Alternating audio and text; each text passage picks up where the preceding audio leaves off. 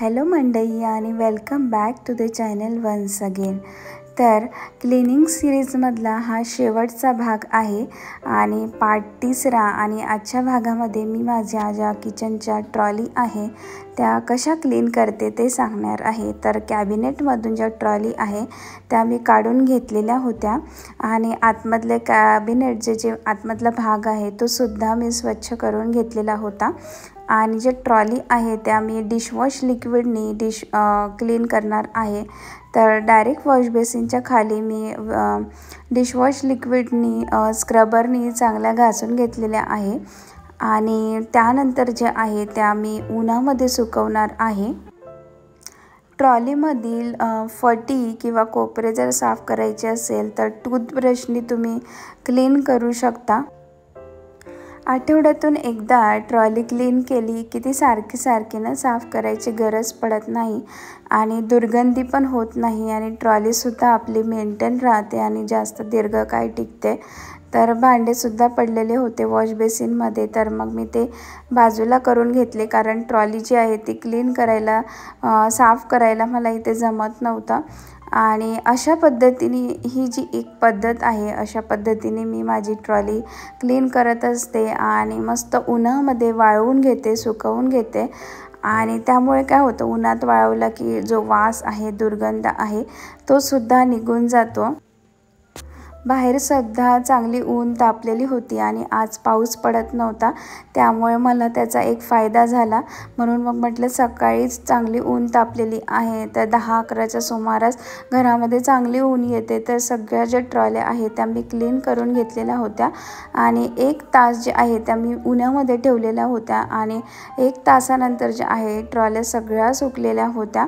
आणि यानंतर जे आहे कॅबिनेट्समधल्या आतमधले जे स्टील दिसत आहे, गॅप्स वगैरे जिथे आपण ट्रॉली ठेवतो, ह्या जे आहे मी डिशवॉश लिक्विडमध्ये म्हणजे पाण्यामध्ये ना थोडंसं डिशवॉश लिक्विड मी टाकून घेतलेलं होतं आणि थोडंसं अँटीसेप्टिक डेटॉल अँटीसेप्टिक लिक्विड टाकलेलं होतं आणि चारही बाजूनी चांगला कपड्याचा मायक्रोफायबर क्लॉथ घेतला होता। तुमच्याकडे नसेल तर तुम्ही कुठला पण टी शर्टचा वगैरे कपडा वापरू शकता आणि त्याने पूर्ण जे आहे कॅबिनेट्स जे आहे बाहेरून आतमधून सगळे मी ते स्वच्छ करून घेतलेले होते। जर ट्रॉलीमध्ये ना जास्त बुरशी वगैरे लागलेली असेल आणि चिकटपणा असेल तर थोडंसं विनेगर आणि बेकिंग सोडाचं सोल्युशन बनवून तुम्ही जर त्या ट्रॉलीच्या आतमधला भाग पुसला तर तो चिकटपणा जो आहे, बुरशी आहे, ते इझिली निघून जाते। तर हे एक सोल्युशन जे आहे तुम्ही बनवू शकता। या पद्धतीने पण तुम्ही तुमच्या ज्या ट्रॉल्या आहेत त्या क्लीन करू शकता।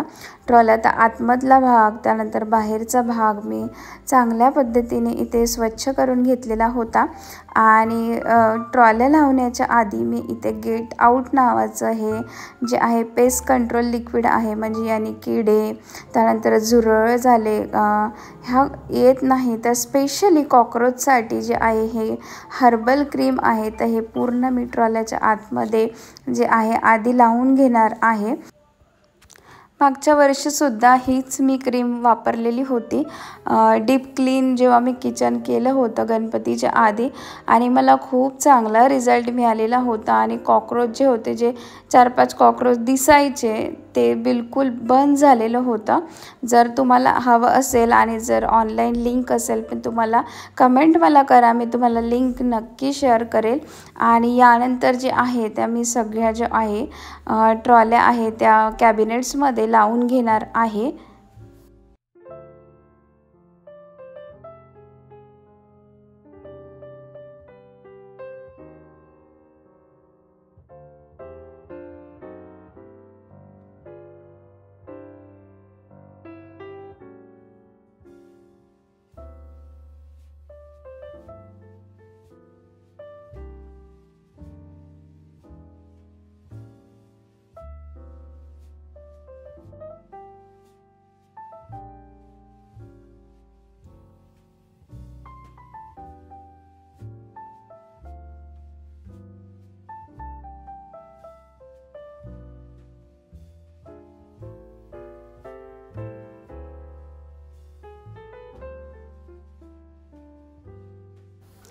त्याआधी जे आहे मी तुम्हाला किचन ट्रॉलीसाठी लायनर पेपर कसा वापरावा, तर त्याचा उपयोग काय आहे, तर तुमची ट्रॉली जी आहे ती स्वच्छ ठेवण्यासाठी, पदार्थ सांडल्यास सहज पुसता येण्यासाठी आणि ट्रॉलीला स्क्रॅच किंवा डाग पडू नयेत म्हणून लायनर पेपर किचन ट्रॉलीमध्ये लावणं खूप गरजेचं आहे. त्यातले काय काय प्रकार आहेत, तर एक प्लास्टिक कोटेड पेपर येतो, त्यानंतर अँटी स्किड शेल्फ लायनर येतं, बटर पेपर, त्यानंतर DIYसाठी जे जुने वर्तमानपत्र आहे ते सुद्धा तुम्ही वापरू शकता. आणि ते जे आहे लायनर पेपर कसं लावायचं, पहिले ना ट्रॉली जी आहे ती मोजून घ्या, त्यानुसारच पेपर कट करा. ट्रॉलीच्या प्रत्येक कप्प्यात पेपर अंतरा. जेव्हा घाण होईल तेव्हा पेपर बदलून नवासुद्धा तुम्ही टाकू शकता. आणि माझ्याकडे जो हा पेपर आहे हा वॉटरप्रूफ आहे, तर मी याला जर घाण झाला तर मी याला पाण्याने क्लीनसुद्धा करू म्हणजे यूज करू शकते. तर अशा पद्धतीचा जर तुम्ही पेपर यूज कराल तर खूप चांगलं आणि सोयीस्कर तुम्हाला होऊ शकतं.